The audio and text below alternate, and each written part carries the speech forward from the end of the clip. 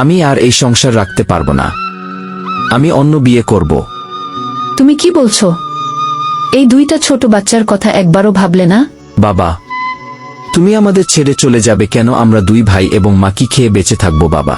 আমি সিদ্ধান্ত নিয়ে ফেলেছি, আমি তোমার মাকে আর রাখতে পারবো না, কারণ আমি অন্য একটি মেয়েকে ভালোবাসি। বাংলাদেশে মানিকগঞ্জ জেলা সিংগাইর থানা খাসেরচর গ্রামে একটি লোক বসবাস করত। তার নাম ছিল নয়ন মিয়া। গ্রামের নাম খাসেরচর। সেই গ্রামেই ছিল একটি সম্মানিত পরিবার, মাতবর পরিবার। সেই বংশেই জন্ম নিয়েছিল একটি ছেলে।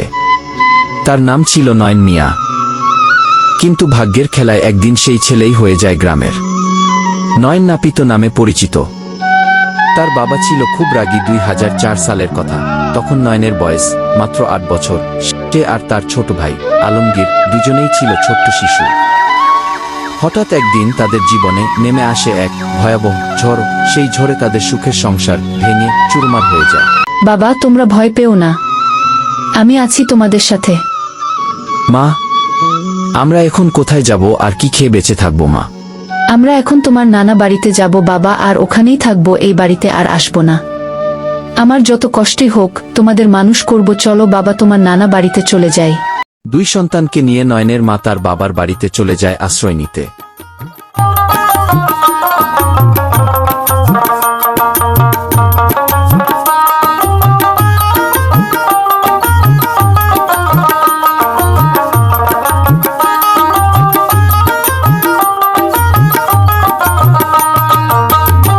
বাবা, আমি আর ওই বাড়িতে যাব না। নয়নের বাবা আমাকে ডিভোর্স দিয়ে দিচ্ছে, তাই আমি এখন থেকে সিদ্ধান্ত নিয়েছি তোমার এখানেই থাকবো। তুই তো জানিস মা, আমি অনেক গরিব মানুষ। তোর মাকে নিয়ে কোনোরকম দুমুঠো ডাল ভাত খেয়ে বেঁচে আছি। তুমি কোনো চিন্তা করো না বাবা, আমি গার্মেন্টসে চাকরি করে তোমাদের মুখে খাবার তুলে দেব। নয়নের মা 2 বছর গার্মেন্টসে কাজ করার পরে সে বিদেশে চলে যান। নয়নের বড় মামা নয়নকে বলে, আগিনা তুমি নাপিতের কাজ শিখো। ঠিক আছে মামা, আমি নাপিতের কাজটাই শিখব। নয়ন মিয়া নাপিত গুরুর বাড়িতে গিয়ে বলে, আমাকে কাজটা শিখিয়ে দিন।